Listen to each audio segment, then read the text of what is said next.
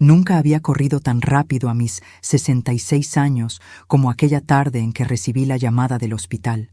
Mis manos temblaban mientras apretaba el celular contra mi oído, escuchando la voz acelerada del médico decir que mi esposo, Julián, había sido llevado de urgencia a la sala de cirugía. Durante 42 años lo había visto enfermar, levantarse, caer y volver a ponerse de pie, pero jamás lo había sentido tan lejos como en ese instante. El pasillo olía a desinfectante y miedo, y mis pasos resonaban en el piso como un tambor marcando el ritmo de una pesadilla que aún no comprendía. Cuando estaba a punto de entrar, una enfermera de ojos desorbitados me tomó del brazo con tal fuerza que casi me hizo caer. «¡Rápido, señora! ¡Escóndase! ¡Es una trampa! ¡Confíe en mí!», gritó en un susurro desesperado. Sin entender, sin pensar, obedecí. Me deslicé bajo la cama más cercana, con el corazón a punto de salirse del pecho. Desde ahí, con la mejilla pegada al suelo helado, vi pasar sombras, zapatos verdes, batas blancas manchadas, escuché órdenes rápidas, respiraciones agitadas y el zumbido constante de las máquinas. 10 minutos después, cuando creí que iba a desmayarme por falta de aire, los vi a mi esposo, erguido, sin signos de agonía, sosteniendo de la mano a una mujer que no era yo. Ella vestía de civil, llevaba el cabello recogido y una expresión de ansiedad contenida. Él le hablaba al oído, y yo solo pude leer el movimiento de sus labios diciendo algo que me partió el alma. Ya casi termina todo. Me quedé helada.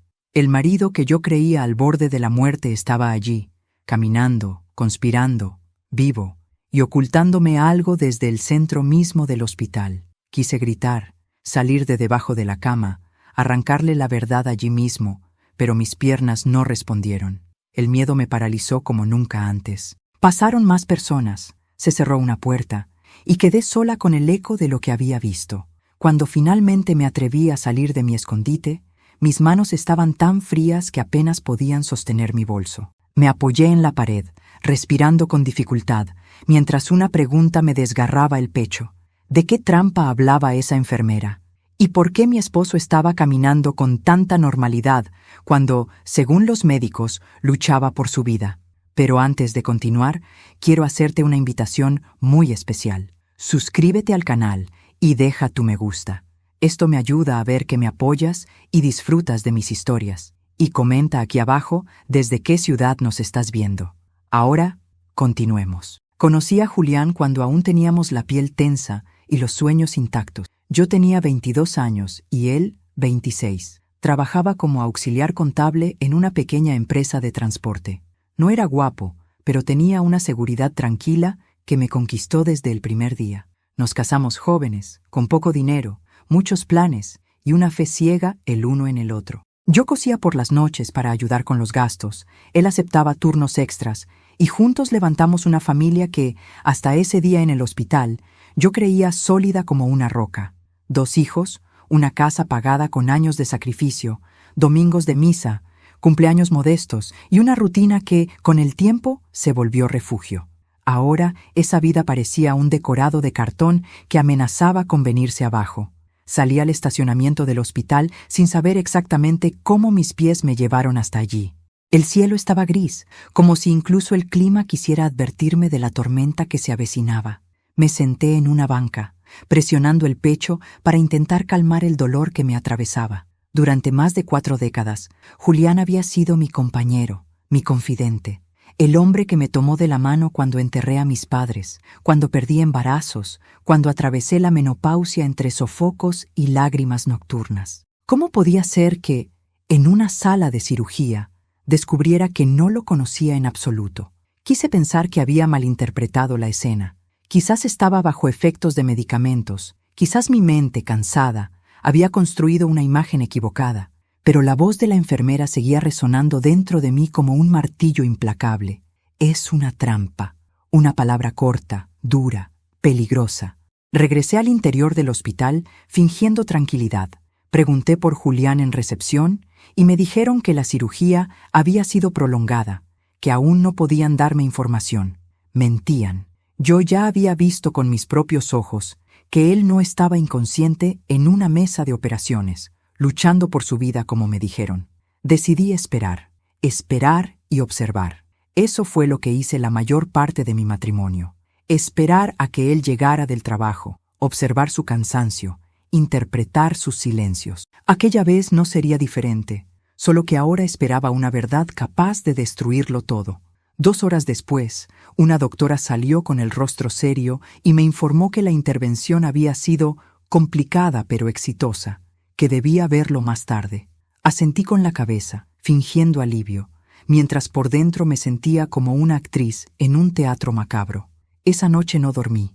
Sentada en la sala de espera, miraba a otras familias llorar, abrazarse, agradecer, y yo solo podía pensar en la mano de Julián entrelazada con la de aquella mujer desconocida. ¿Quién era? ¿Desde cuándo existía? ¿Qué clase de plan se ejecutaba dentro de un hospital? Al amanecer, por fin me permitieron entrar a verlo. Estaba en una cama, con cables conectados al pecho, respirando con normalidad, demasiado normal para alguien que había estado al borde de la muerte. Cuando abrió los ojos al verme, esbozó una sonrisa que durante años había sido capaz de calmar todas mis tormentas. Esa vez no logró engañarme. «Amor, pensábamos que no llegabas», dijo con una voz suave, ensayada. Lo miré en silencio, intentando encontrar en su rostro al hombre que conocí, al joven pobre que me prometió una vida honesta. Vi cansancio, vi una sombra de inquietud, vi algo que nunca antes había visto con claridad: culpa. Tomé su mano con cuidado, como quien toca un objeto frágil que podría romperse en cualquier momento. «Aquí estoy», respondí. «No pensaba dejarte solo». Él cerró los ojos, como si aquellas palabras le pesaran más de lo que deberían. En ese instante, supe que algo dentro de mí había cambiado para siempre. Ya no era solo la esposa preocupada por la salud de su marido. Era una mujer que había visto una escena que no debía existir. Una mujer que había sido empujada, literalmente, bajo una cama para salvar su vida de una trampa que aún no comprendía. No supe en ese momento que ese sería apenas el primer hilo de un tejido de mentiras, traiciones y secretos construidos durante décadas. No supe que la sangre que sentí enfriarse en mis venas aún tenía que congelarse muchas veces más. Pero sí supe, con una certeza nueva y aterradora, que el hospital no había sido solo el lugar de una cirugía. Había sido el escenario donde, por primera vez, vi al verdadero Julián y donde comenzó mi propio despertar. Durante 42 años repetí la misma rutina sin cuestionarla. Despertaba antes que Julián, preparaba el café, dejaba su ropa lista, escuchaba sus planes del día como quien oye llover sin sospechar tormenta. Él siempre decía que el orden y la disciplina eran el secreto de todo, del trabajo, del matrimonio, de la vida. Yo nunca dudé. Confié en esa voz firme que tantas veces me sostuvo cuando flaqueé. Confié incluso cuando nuestros hijos dejaron de llamarme con la frecuencia de antes y cuando la casa comenzó a sentirse demasiado grande para 2 personas que ya no se decían todo. Confié hasta el día de la sala de cirugía. Mientras lo observaba dormir conectado a las máquinas, repasé nuestra historia como quien revisa una película buscando una escena clave que antes pasó desapercibida. Recordé la primera mudanza, cuando dejamos el cuarto alquilado para instalarnos en un pequeño departamento. Yo lloré de felicidad aquel día mientras él hablaba de inversiones, de sacrificios, de futuro. Siempre el futuro, nunca el presente. Recordé cuando nació nuestro hijo mayor, y Julián no llegó al hospital hasta la madrugada porque el trabajo no podía esperar. Yo lo perdoné sin reproches. Después vino nuestra hija, y él tampoco estuvo cuando entré en trabajo de parto. Siempre había una excusa, siempre una ausencia justificada por una vida que, según él, estaba construyendo para nosotros. Pensé que tal vez yo misma había sido cómplice de esa distancia. Me refugié tanto en la idea de la esposa comprensiva que olvidé exigir un lugar real en la vida del hombre con quien compartía la cama. Acepté sus silencios, sus llamadas a deshoras, sus viajes repentinos, sus negocios que jamás explicó con claridad. «No te preocupes, Clara», me decía. «Hay cosas que mejor no se mezclan con el hogar». Yo asentía y retomaba mis labores, convencida de que el amor verdadero no hace preguntas incómodas. Pero ahora, sentada junto a su cama de hospital, esas ausencias adquirían un rostro, unas manos femeninas entrelazadas con las suyas, una escena que mi memoria se negaba a borrar. Lo miré con detenimiento. Tenía el ceño fruncido, incluso dormido, como si hasta en el reposo su mente siguiera calculando algo. Sus labios se movieron apenas, murmurando un nombre que no fue el mío, un nombre que no reconocí. Sentí un nudo subir desde el estómago hasta la garganta, lento y ardiente. Recordé entonces a Ernesto, su socio de tantos años, un hombre que siempre llegaba a casa con sonrisas exageradas y regalos demasiado caros para simples visitas. También recordé a Laura, su esposa, una mujer elegante que evitaba quedarse a solas conmigo. Siempre había algo en su mirada que me incomodaba, como si yo fuera un mueble más, una presencia innecesaria. Muchas veces me dije que eran celos tontos de una mujer envejecida, viendo pasar la juventud en otros rostros. Hoy comprendía que mi intuición llevaba décadas gritándome una verdad que me negué a escuchar. Al atardecer, una enfermera entró para cambiarle el suero. Era joven, de manos nerviosas. La observé con disimulo hasta que me atreví a preguntarle en voz baja cómo había evolucionado mi esposo. Ella precisó los labios antes de responder. Miró la puerta, luego a mí. Dijo frases técnicas, vagas, casi recitadas. Cuando se marchó, sentí que no me había dicho nada verdadero. Aquel hospital parecía una caja llena de palabras huecas. Salí al pasillo a tomar aire y me apoyé contra la pared. Por primera vez en mi vida, sentí miedo de mi propio marido. No un miedo físico, no al hombre que conocía, sino al que empezaba a dibujarse detrás de esa máscara de esposo ejemplar. Recordé discusiones antiguas, pequeñas escenas que siempre minimicé. La vez que encontré facturas a nombre de una empresa que no conocía, el día que llegó tarde con olor a un perfume que no era el mío, sus cambios repentinos de humor, su obsesión por ocultar documentos. Yo lo justificaba todo. Siempre fui experta en justificarlo todo. Nuestros hijos, Marcos y Elena, llegaron al hospital esa noche. Marcos venía con el rostro tenso, Elena con los ojos enrojecidos. Los abracé intentando transmitir una calma que no sentía. Ellos preguntaron por su padre, por la cirugía, por los médicos. Repetí la versión oficial sin titubear.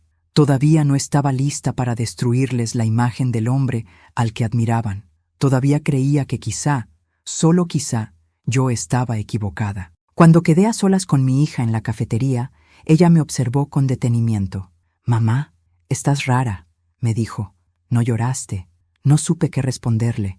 ¿Cómo explicarle que no lloraba porque ya había llorado por dentro todo lo que me quedaba de confianza? ¿Cómo decirle que bajo una cama de hospital había muerto algo dentro de mí que no sabía nombrar? Le acaricié la mano y le sonreí. «Estoy cansada, hija». Elena asintió, pero no parecía convencida. Me miró como cuando era niña y presentía que yo le ocultaba algo. Esa noche volvimos a casa. La casa que durante tantos años creí mi refugio se sentía ahora ajena. Cada objeto parecía testigo mudo de una mentira. Entré al dormitorio y el olor de Julián aún flotaba entre las paredes. Abrí el placard casi por impulso, buscando no sabía qué. Moví camisas, trajes, zapatos. Entonces lo vi. Un pequeño compartimento escondido detrás de una tabla suelta. Dentro había sobres, documentos antiguos, fotografías y un pendrive negro sin marca. Mis manos temblaron. Tomé uno de los sobres. Dentro había una fotocopia de una cédula de identidad con el rostro de la mujer del hospital. Debajo, una fecha de hace más de 30 años. Sentí que el pasado me golpeaba con la fuerza de un puño directo al pecho. Aquella mujer no era nueva. Había existido mientras yo cosía de noche creyendo que Julián trabajaba hasta tarde. Mientras yo criaba hijos pensando que él perseguía un futuro para todos. Dejé todo en su lugar, exacto como lo encontré. El miedo, ahora, tenía nombre. Y junto al miedo, una pregunta aún más terrible. Si ocultó eso durante 30 años, ¿qué más era capaz de esconder? Me senté en la cama vacía y por primera vez me permití llorar sin hacer ruido. No lloré por la traición únicamente. Lloré por mí, por la mujer que confiaba sin medida, por los años que ya no volverían. Pero entre sollozo y sollozo, algo nuevo comenzó a encenderse en mi pecho. No era ira, no aún. Era una lucidez fría, una certeza amarga. La vida que creí vivir había sido cuidadosamente fabricada por un hombre que jamás me permitió conocer su verdadero rostro. Y yo apenas estaba comenzando a despertar. Regresé al hospital al amanecer con los documentos aún temblando en mi memoria. No llevé conmigo los sobres ni el pendrive. Algo en mi interior me dijo que todavía no era momento de mover esas piezas. Julián seguía internado, oficialmente en observación. Esa palabra, observación, se me clavó como una espina. Yo era la que observaba ahora. Cada gesto, cada médico que entraba y salía, cada palabra que parecía cuidadosamente escogida para no decir demasiado. Cuando llegué a su habitación, estaba despierto. Sonrió al verme, pero su sonrisa ya no me tranquilizaba. Era una máscara, y yo había aprendido a mirar más allá de ella. Dormí poco, me dijo. Este lugar no deja descansar. Yo tampoco, respondí con sinceridad. Nos miramos en silencio durante unos segundos que parecieron una eternidad. Sus ojos se desviaban constantemente hacia la puerta, como si esperara la entrada de alguien más. No fui capaz de ignorarlo. ¿Esperas a alguien?, pregunté, fingiendo ligereza. Al médico, respondió rápido. Dijo que vendría a revisarme temprano. Asentí, pero su tono no coincidía con sus palabras. Minutos después entró otro doctor, distinto al que me había hablado el día anterior. Se presentó con un nombre que no recordé porque mi atención estaba clavada en sus manos. Eran las manos de alguien que evita tocar demasiado, que no quiere dejar rastro. Revisó los monitores, auscultó a Julián, tomó notas sin mirarnos directamente. Todo evoluciona según lo previsto, dijo. En unos días podrá irse a casa. Doctor, me atreví. ¿Podría explicarme exactamente qué tipo de cirugía le realizaron a mi esposo? Él levantó la vista apenas un segundo. Su mirada fue rápida, filosa, incómoda. Una intervención cardíaca preventiva. Nada fuera de lo común. ¿Preventiva?, repetí. A mí me dijeron que fue una urgencia grave. El doctor carraspeó. Las definiciones pueden variar según el caso, señora. Se giró hacia la puerta sin darme oportunidad de seguir preguntando. Julián apretó ligeramente mi mano. No te preocupes por tecnicismos, murmuró. Lo importante es que estaré bien. Yo también apreté su mano, pero no por afecto.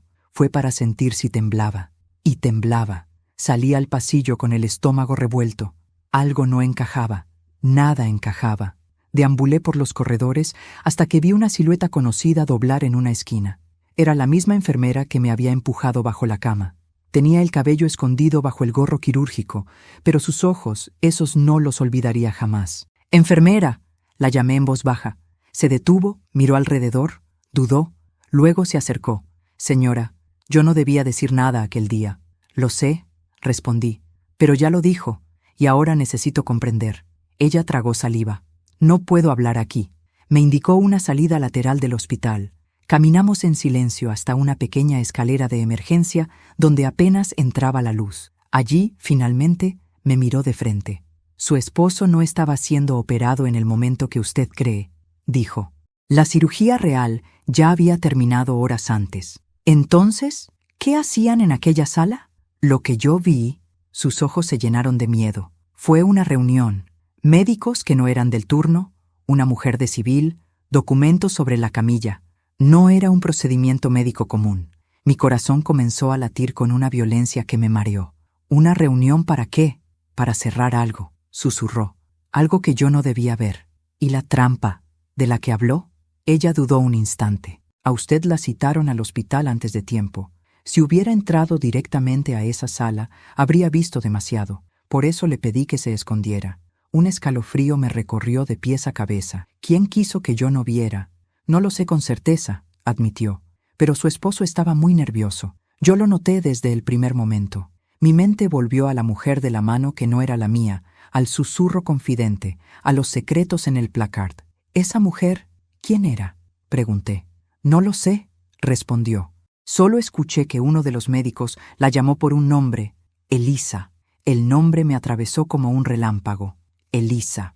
Abrí los sobres la noche anterior, pero solo había visto documentos, no nombres claros. Entonces comprendí que esas piezas todavía no querían ordenarse del todo. La enfermera se alejó con prisa, como si temiera ser vista conmigo. Yo regresé a la habitación de Julián con una sola cosa clara. El hospital no era un lugar de sanación. Era un escenario de sombra donde se jugaba un drama que llevaba décadas escribiéndose.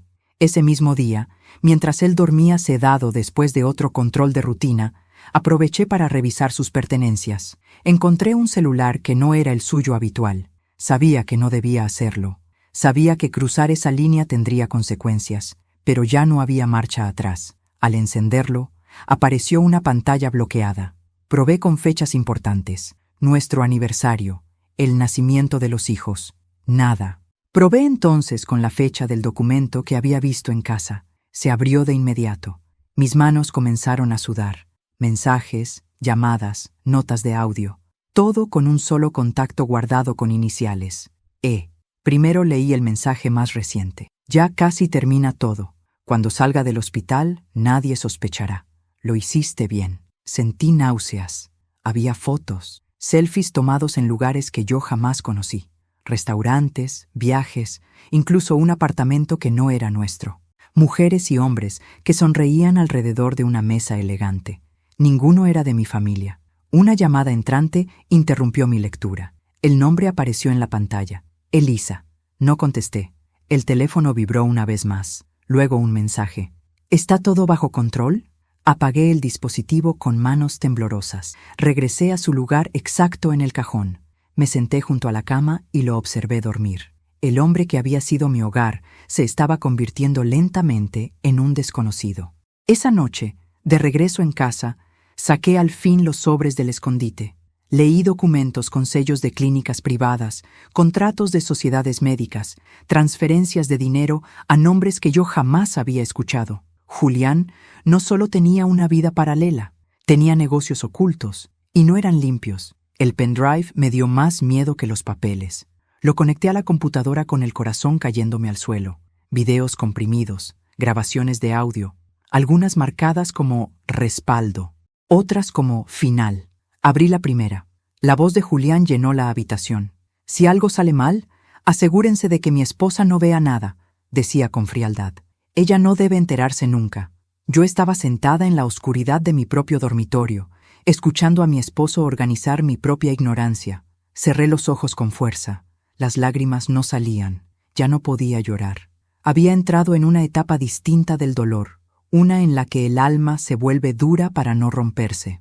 En ese instante comprendí algo esencial. La cirugía no fue para salvarle la vida, fue para proteger un secreto.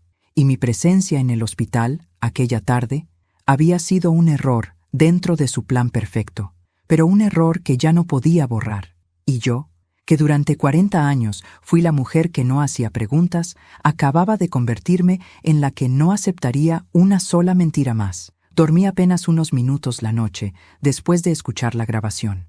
El rostro de Julián, su voz calculadora, su manera fría de mencionar que yo no debía ver nada, todo giraba dentro de mi cabeza como un martillo incesante. Al amanecer, mis ojos estaban secos, ardidos por haber llorado por dentro sin derramar una sola lágrima. Me miré al espejo y la mujer que vi no era la misma que había entrado corriendo a un hospital 2 días antes. Había algo nuevo en mi mirada, una mezcla de miedo, lucidez y una determinación silenciosa que jamás había sentido antes. Regresé al hospital con una sola intención: verla a ella, a Elisa. No sabía cómo, no sabía dónde, pero estaba segura de que, si Julián seguía con vida, ella aparecería tarde o temprano. La gente que guarda secretos tan grandes no puede mantenerse lejos de sus cómplices. Me quedé en la sala de espera fingiendo leer una revista vieja mientras observaba cada rostro que cruzaba la puerta. Pasaron médicos, enfermeras, familiares de otros pacientes, y entonces la vi. La reconocí al instante, aunque ahora vestía con sobriedad, un abrigo claro y lentes oscuros. Caminaba con seguridad, como quien se siente dueña de ese terreno.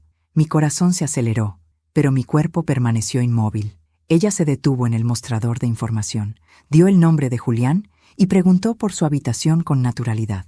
Nadie parecía sorprendido por su presencia. Eso me heló la sangre. Esperé a que subiera al ascensor. Conté hasta 10, exactamente 10, y luego la seguí. La vi entrar en la habitación. La puerta quedó entreabierta. Desde el pasillo escuché su voz. Era suave, íntima, demasiado cercana para quien solo es una visita ocasional. «Salió todo según lo planeado», le dijo. «Nadie sospecha nada».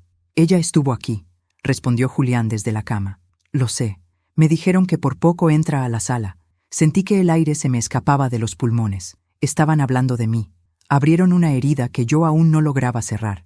No volverá a pasar, continuó ella. Cuando esto termine, estaremos fuera de su alcance. Julián guardó silencio unos segundos. No subestimes a Clara, dijo finalmente. Es más fuerte de lo que parece. Por primera vez en décadas me llamaba Clara, sin ternura, sin cariño, como si yo fuera un riesgo, un elemento a controlar.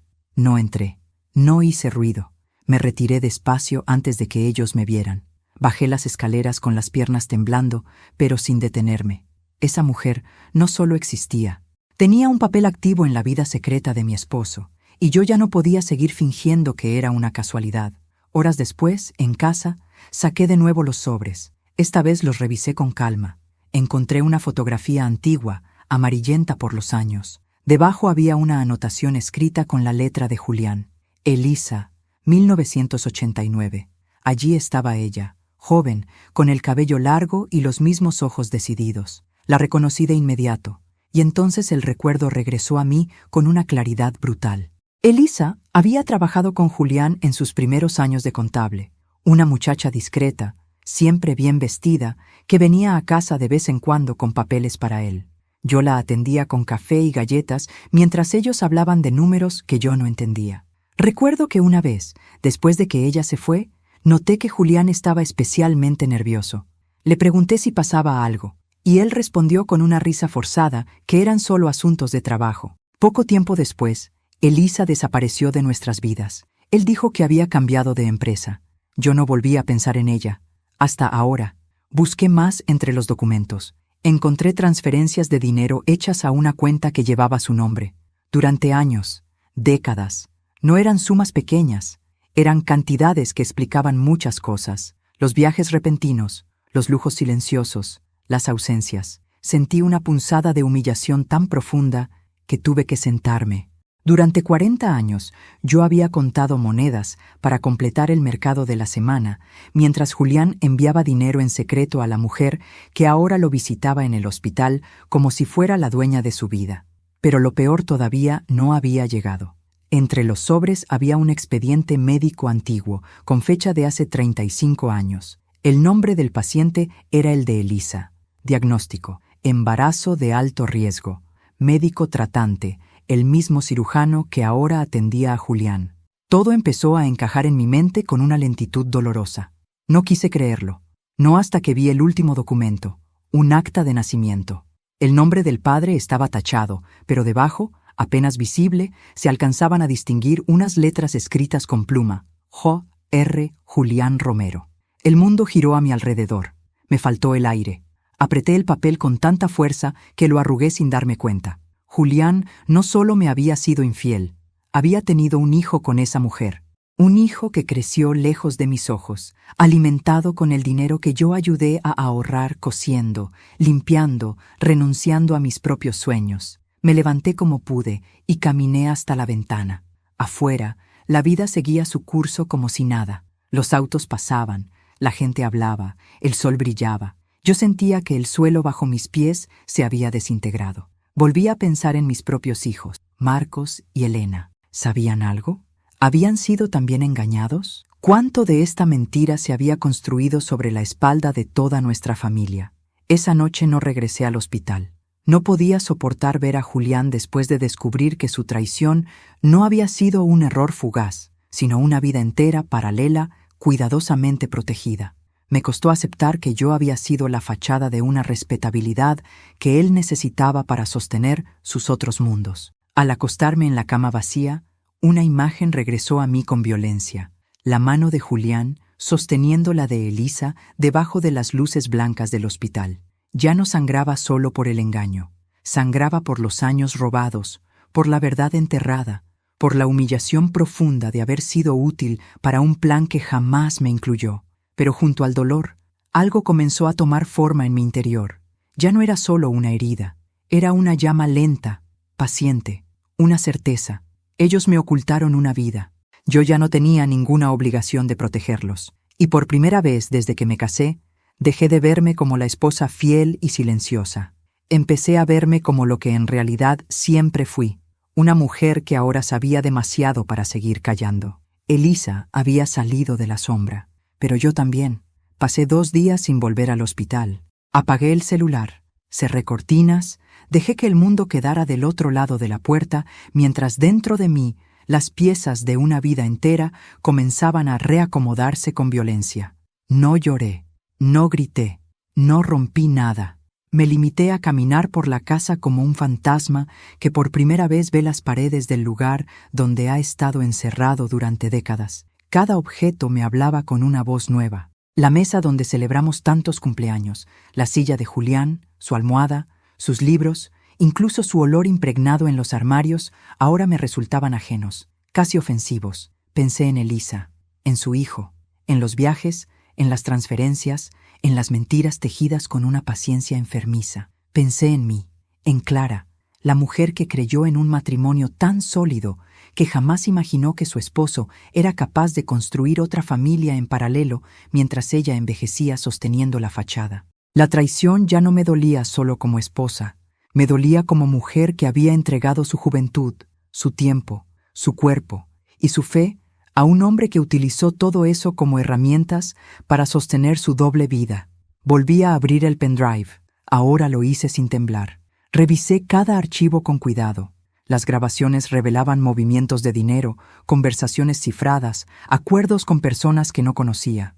Algunas voces parecían médicos, otras empresarios. Descubrí nombres de clínicas privadas, empresas fantasma, operaciones que no figuraban en ninguna parte. Julián no solo ocultaba una familia, ocultaba negocios ilegales que involucraban salud, fallecimientos, transferencias sospechosas y algo aún peor, manipulación de diagnósticos. Entendí entonces la verdadera naturaleza de la cirugía. No fue para salvarle la vida, fue para borrar rastros, para cerrar un ciclo que debía quedar sepultado dentro del propio hospital. Esa noche, sentada en la oscuridad de la sala, comprendí que ya no era simplemente una esposa engañada. Era una mujer que se había convertido, sin quererlo, en testigo de algo peligroso. Y los testigos, lo supe de inmediato, solo tienen dos destinos: el silencio o la destrucción.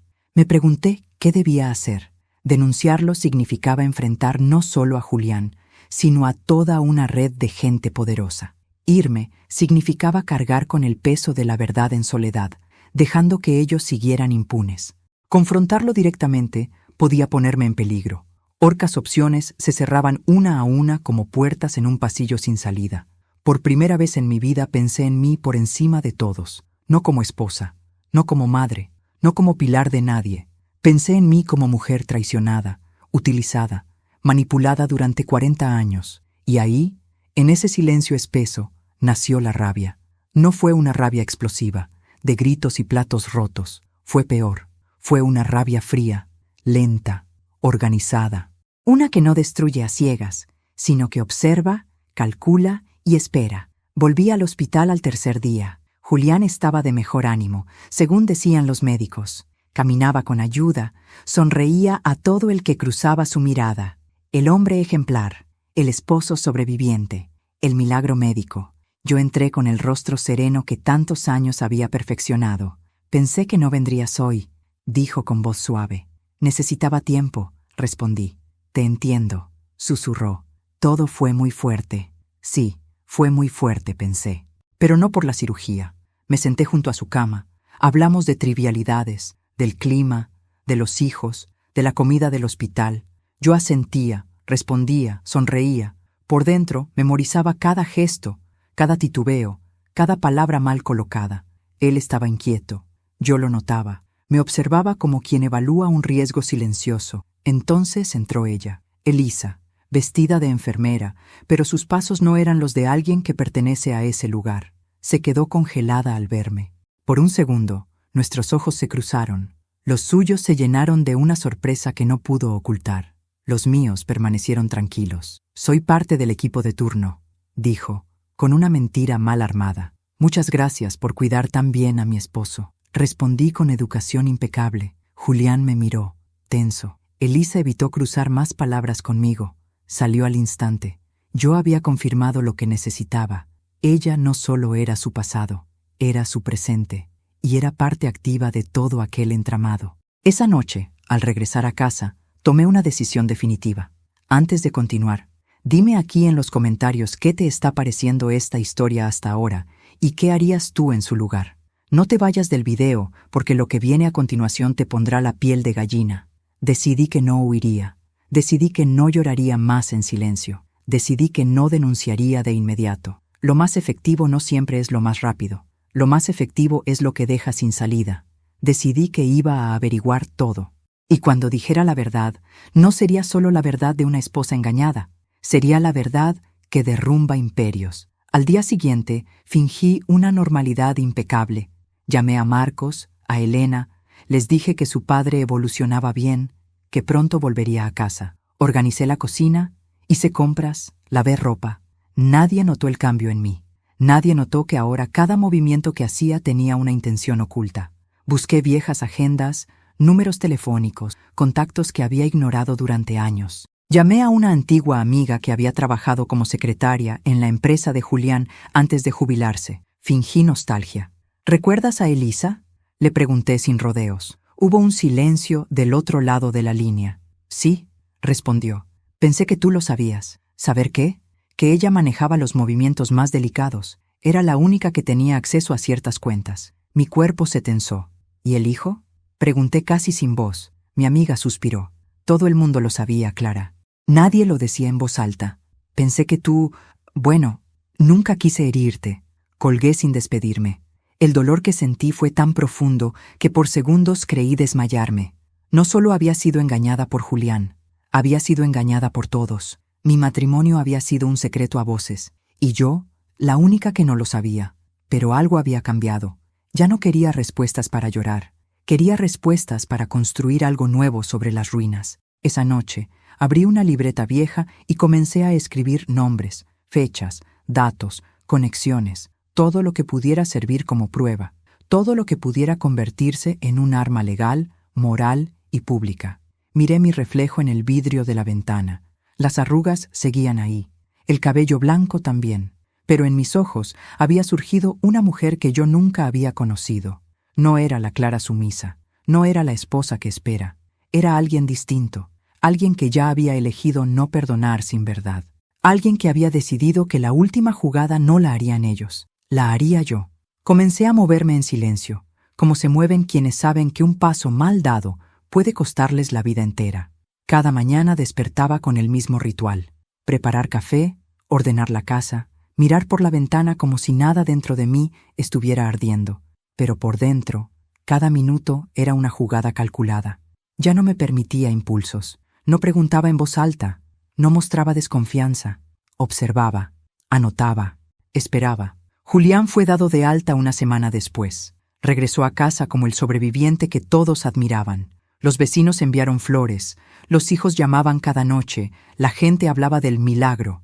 Yo lo recibí con la misma ternura con la que lo había cuidado durante 4 décadas. Le acomodé las almohadas, le preparé sopas calientes, le limpié las heridas. Y mientras lo hacía, memorizaba cada llamada que recibía, cada mensaje que aparecía en su pantalla, cada caminata nocturna al jardín con el teléfono en la mano.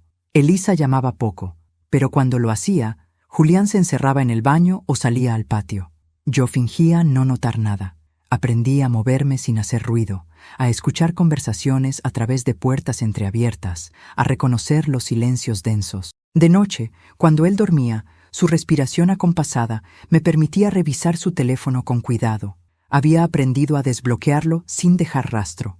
Descubrí aplicaciones ocultas, claves cifradas, mensajes que se borraban automáticamente.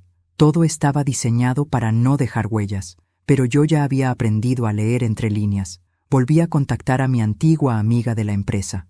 Esta vez fui más directa. Le pedí nombres, fechas, movimientos. Ella dudó, temerosa, pero al final habló.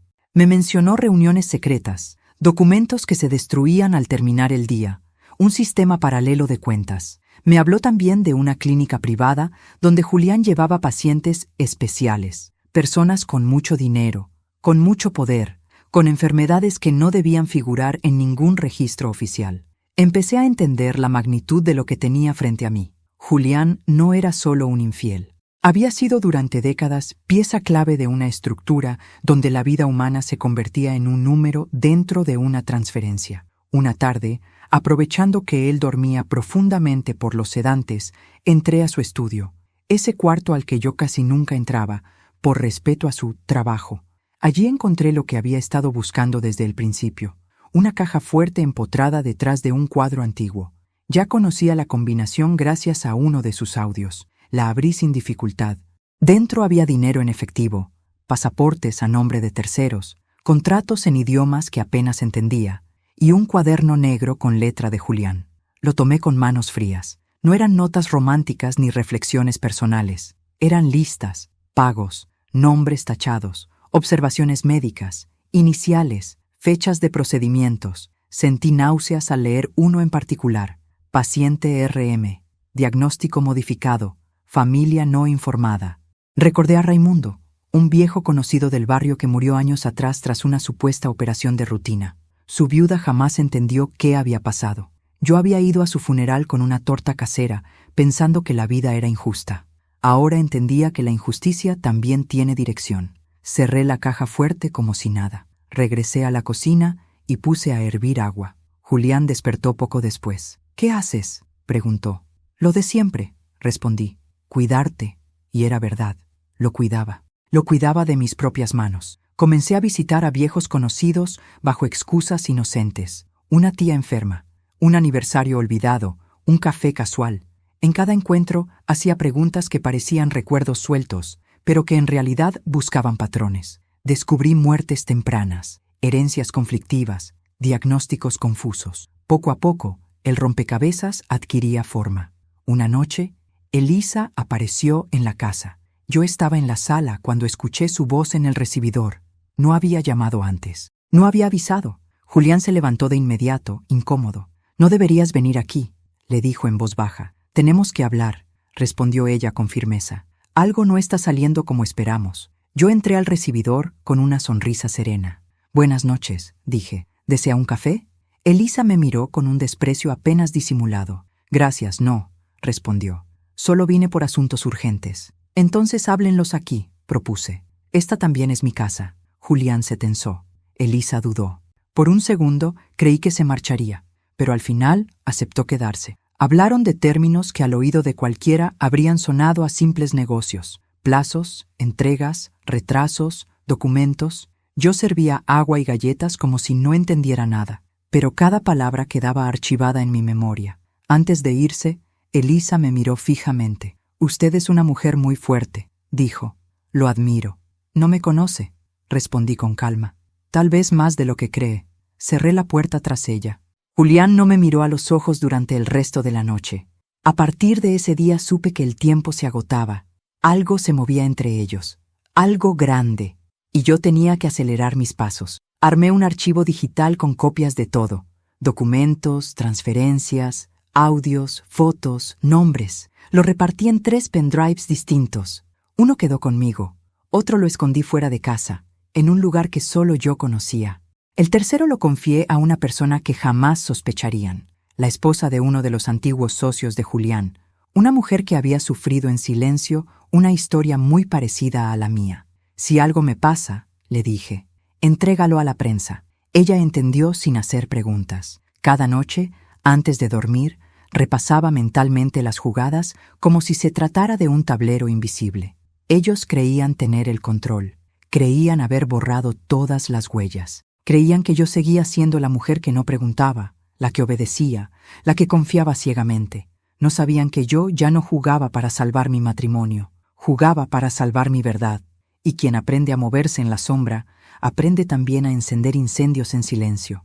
El día del enfrentamiento llegó sin anuncios grandiosos, sin presagios visibles. Fue un jueves común, de cielo despejado, como si la vida quisiera burlarse de la tormenta que yo llevaba por dentro. Julián desayunó en silencio, hojeando el periódico como tantas otras mañanas. Yo le serví café con la misma calma de siempre. Nadie habría imaginado que aquella sería la última vez que fingiríamos ser un matrimonio normal. Esa noche había una cena familiar en casa. Marcos vendría con su esposa. Elena llegaría directo del trabajo. Julián lo había propuesto para celebrar su recuperación. Yo acepté enseguida. Él pensó que era por cariño. Yo sabía que era el escenario perfecto. Pasé el día cocinando despacio, con movimientos exactos. Cada plato que preparaba era como una cuenta regresiva. No sentía nervios, sentía una serenidad peligrosa, la que solo aparece cuando ya no hay marcha atrás. Antes de que llegaran los invitados, abrí la caja fuerte una última vez. Tomé el cuaderno negro, también el tercer pendrive. Lo guardé en el bolsillo interior de mi vestido. Cerré la caja, guardé la llave donde siempre. Todo debía parecer intacto, hasta que dejara de serlo. A las 8 en punto, sonó el timbre. Marcos entró sonriendo, preguntando por su padre. Elena lo siguió, cansada pero contenta. La mesa se llenó rápido de voces, cubiertos, aromas. Julián se mostraba animado, orgulloso de su nueva oportunidad. Yo observaba desde mi lugar, en silencio, viendo cómo cada uno ocupaba su puesto sin sospechar que estaban sentándose alrededor de una bomba ya encendida. En mitad de la cena, cuando el postre aún no había sido servido, alguien volvió a tocar la puerta. Julián se tensó. Yo me levanté. «Yo atiendo», dije. Sabía exactamente quién era. Abrí, y allí estaba Elisa, elegante como siempre, con una sonrisa que se congeló al verme. «Buenas noches», dijo. «Julián no contesta mis llamadas. Está en el comedor», respondí. «Pase. Justamente íbamos a servir el postre». Por primera vez la vi dudar, pero entró. El silencio se hizo espeso cuando cruzó la sala y quedó frente a la mesa. Marcos frunció el ceño. «¿Y esta quién es?» «Una vieja amiga del trabajo», se apresuró a decir Julián. «Tan vieja que tiene llaves de esta casa», agregué con suavidad. Elisa me lanzó una mirada fulminante. Julián palideció. Yo me senté de nuevo lentamente. «Antes de que sigamos», dije, «quisiera hacer un pequeño brindis». Tomé la copa. Mis manos no temblaban. «Por la verdad», añadí. El ambiente se volvió irrespirable.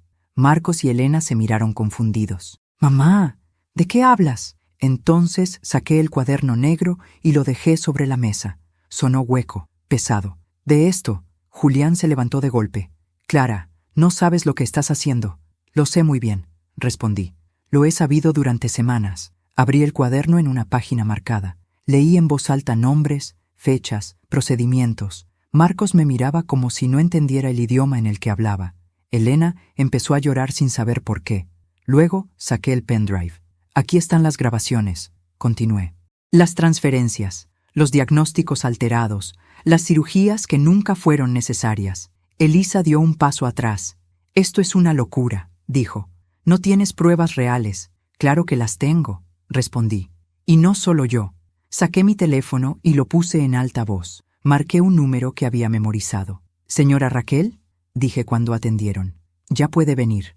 La puerta volvió a sonar minutos después. Entró una mujer mayor, de rostro cansado. Detrás de ella, un hombre joven. Al verlos, Elisa se quedó sin aliento. Julián retrocedió como si hubiera visto un fantasma. «Ese es mi hijo», dijo la mujer con voz quebrada. «El hijo al que su esposo negó durante 35 años». El joven miró a Julián con una mezcla de furia y dolor. «Usted mató a mi padre», dijo, «y me compró el silencio con dinero». El mundo se detuvo en ese instante. Julián intentó hablar, pero no le salió la voz. Marcos se levantó lentamente. «Papá, ¿es verdad?» Julián me miró entonces. En su mirada ya no había arrogancia, solo miedo. «Clara, yo puedo explicarlo todo». «No», respondí. «Ya lo explicaste en tus propios audios». Presioné un botón. La sala se llenó con su voz organizando diagnósticos falsos, hablando de cerrar ciclos, de evitar escándalos, de proteger a la familia, no a la suya, a la otra. Elisa rompió en llanto. Marcos golpeó la mesa con el puño. Elena cayó de rodillas junto a la silla. «Me usaste toda mi vida», susurré, «pero hoy se acaba». Las sirenas se oyeron a lo lejos pocos minutos después. Nunca supe quién llamó. Tal vez yo. Tal vez alguien más de los que ya estaban esperando este momento. Los agentes entraron con rapidez. Julián ni siquiera intentó huir. Se dejó esposar con la mirada vacía, derrotada. Elisa fue tras él, gritando su nombre. Cuando se los llevaron, la casa quedó en un silencio imposible. Mis hijos me miraban como si yo fuera otra persona. «Mamá», dijo Elena entre sollozos. «¿Desde cuándo sabías?» «Desde la sala de cirugía», respondí. «Desde que me escondí bajo una cama para salvar la vida». Nadie habló más. Yo me senté en mi lugar. Por primera vez en décadas, el aire en esa casa me pertenecía de nuevo. Pero aún no todo había terminado. La casa quedó en silencio después de que la policía se llevó a Julián y a Elisa. Un silencio tan pesado que parecía aplastar los muebles, los recuerdos, incluso el aire. Marcos salió sin despedirse, con el rostro endurecido por una rabia que no sabía hacia dónde dirigir. Elena se quedó conmigo, sentada en el borde del sofá, temblando como si aún escuchara las sirenas dentro de su cabeza. Yo caminé lentamente hasta la cocina, como quien vuelve de una guerra, y serví 2 vasos de agua. No había lágrimas en mis ojos. Era un llanto seco, enterrado demasiado profundo como para salir. Esa noche dormí sola por primera vez en 42 años. El lado de la cama que siempre fue de Julián estaba frío, vacío, definitivamente vacío. Aún así, no sentí alivio inmediato. Sentí una mezcla amarga de triunfo y duelo, porque aunque lo había desenmascarado, también estaba despidiendo a la imagen del hombre con el que había construido mi vida, al que había amado sin saber a quién amaba realmente. Los días siguientes fueron una avalancha de consecuencias. La prensa apareció frente a la casa. Los vecinos murmuraban detrás de las cortinas. Los hijos recibían mensajes de gente que hasta entonces se hacía llamar amigos. El escándalo creció como un incendio alimentado por décadas de silencio. Las clínicas fueron investigadas, las cuentas congeladas, los socios interrogados. Lo que yo había descubierto en silencio se volvió público con la rapidez de un trueno. Julián pidió verme desde la cárcel a la semana siguiente. El abogado insistió, dijo que era su derecho, que quería hablar conmigo para explicarme algo importante. Acepté. No por él, por mí. Sabía que, si no cerraba ese círculo, algo en mi interior quedaría abierto para siempre. Cuando lo vi al otro lado del vidrio, ya no parecía el hombre poderoso que yo conocí. Estaba encorvado, con el rostro consumido por noches sin sueño. Me miró con desesperación, como quien se aferra al último resto de humanidad que le queda. Clara, dijo apenas tomé el teléfono. Todo se salió de control. Todo estuvo siempre bajo tu control, respondí con calma. Solo que esta vez yo también entré en el juego. Nunca quise hacerte daño, murmuró. La vida se me fue de las manos. Sonreí con una tristeza que él no supo interpretar. No, Julián, tú hiciste de mi vida una herramienta para sostener la tuya. Eso no es perder el control. Eso es elegir. Guardó silencio. Sus ojos se humedecieron, pero ya no me conmovían. Hay algo que debes saber, dijo de pronto bajando la voz. El último archivo del pendrive, el que está marcado como final. Tú crees que lo viste todo, pero no es así. Lo miré con atención por primera vez desde que entré. Habla. Hay una cuenta que nadie ha descubierto. Un fondo que no está a nombre de Elisa ni de ninguno de los socios. Está a tu nombre, Clara. Sentí que el corazón me daba un vuelco. ¿Qué estás diciendo? Durante años desvié dinero sin que nadie pudiera rastrearlo hasta mí, confesó. Lo hice para proteger una salida. Para ti. ¿Para mí? Reí, incrédula. Después de todo esto, ¿te atreves a decir que lo hiciste por mí? Lo hice porque sabía que algún día pagarían todos menos tú, respondió. Ese dinero es legal. Nadie puede tocarlo. Está a tu disposición desde hace años. Lo miré con una frialdad que jamás había sentido. ¿Crees que eso compra tu traición?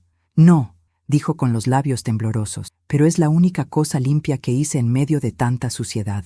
Me levanté lentamente. No me debes dinero, Julián. Me debías verdad. Y esa ya la tomé por mi cuenta. Colgué el teléfono antes de que pudiera responder. Salí del edificio con un nudo en la garganta. No sabía aún si lo que había dicho era cierto. Parte de mí quería creer que aquella revelación era solo un último intento de manipulación, pero otra parte intuía que allí, incluso en medio de su ruina, seguía habiendo jugadas ocultas. 2 semanas después, mi abogado confirmó la existencia de la cuenta. El dinero estaba allí. Una fortuna acumulada en silencio durante décadas. Legal, inatacable. Esa fue la última pieza del rompecabezas. Comprendí entonces el giro final de esta historia. Julián había sido traidor hasta el final, pero también había intentado dejarme una salida que nadie más podría arrebatarme. No por amor, por culpa. Vendí la casa. Demasiados recuerdos, demasiadas sombras. Me mudé a un departamento pequeño, luminoso, frente a un parque. Empecé a caminar cada mañana, a respirar despacio, a hablar conmigo en el silencio. Marcos tardó meses en volver a llamarme. Elena vino a visitarme casi todos los días al principio, como si temiera que yo también desapareciera como su padre. Con el tiempo, el dolor entre nosotros se transformó en una tristeza compartida. Ya no éramos la familia que creíamos, pero seguíamos siendo una familia. El juicio fue largo. Aparecieron más víctimas, más nombres, más historias enterradas. Julián fue condenado. Elisa también. El hijo de ambos declaró, quebrado, contando cómo lo habían comprado con dinero y miedo durante años. Yo estuve presente solo una vez en el tribunal. No necesitaba verlo más. Ya no tenía poder sobre mí. Un año después de aquella noche, recibí una carta desde la prisión. No la abrí de inmediato. La dejé sobre la mesa durante horas, como si fuera un objeto capaz de morderme. Cuando por fin la leí, solo había una frase escrita con su letra. Pensé que te estaba protegiendo, pero en realidad te estaba mintiendo todos los días. Doblé el papel y lo rompí en pedazos pequeños. No sentí rabia, no sentí pena, sentí algo distinto. Cierre. Con el dinero de la cuenta, financié discretamente a varias de las familias que descubrí durante mi investigación. Viudas, hijos, personas que habían sido dañadas por las mismas manos que me engañaron a mí. No lo hice como caridad, lo hice como justicia silenciosa. Nadie lo supo, nadie tenía que saberlo. Hoy, a mis 66 años, camino más recta que cuando tenía 30. Ya no llevo sobre los hombros el peso de una mentira que no construí. Perdí una vida entera creyendo en un hombre que no existía, pero gané algo que jamás había tenido, la certeza de mí misma. A veces todavía sueño con la sala de cirugía, con la cama, con la enfermera que me salvó sin saberlo, con la mano de Julián sosteniendo la de Elisa. En esos sueños ya no siento hielo, siento claridad, porque yo también construí una trampa, no con engaños, sino con verdad, y de esa trampa él ya no pudo escapar. Hoy escribo estas palabras sentada frente a una ventana abierta, con el sol tibio acariciando mis manos y el murmullo del parque entrando suavemente en mi casa. Ya no huyo de los recuerdos, pero tampoco vivo en ellos. Aprendí que algunas verdades llegan tarde, sí, pero aún así tienen el poder de liberarnos. Perdí una vida entera creyendo en una mentira, pero gané algo que nadie podrá volver a arrebatarme, mi dignidad. A mis 66 años, entendí que nunca es tarde para volver a empezar, que el silencio también puede romperse y que incluso después de la traición más profunda, el corazón encuentra la manera de seguir latiendo sin miedo. Ya no soy la mujer que se escondió bajo una cama temblando de terror. Soy la mujer que salió de la sombra, miró de frente su propia historia y decidió escribir un final distinto. Si algo deseo dejarte con esta historia es esto: no subestimes nunca tu valor, tu intuición ni tu fuerza, aunque otros la hayan aprovechado en tu contra. Y ahora, si esta historia te conmovió, te dejó pensando o te tocó el corazón, te invito a suscribirte al canal y darle me gusta a este video. Esto me ayuda muchísimo a seguir compartiendo historias como esta. Déjame en los comentarios qué habrías hecho tú en mi lugar y desde qué ciudad me estás escuchando. Me encanta leer los comentarios. Gracias, de corazón, por quedarte hasta el final.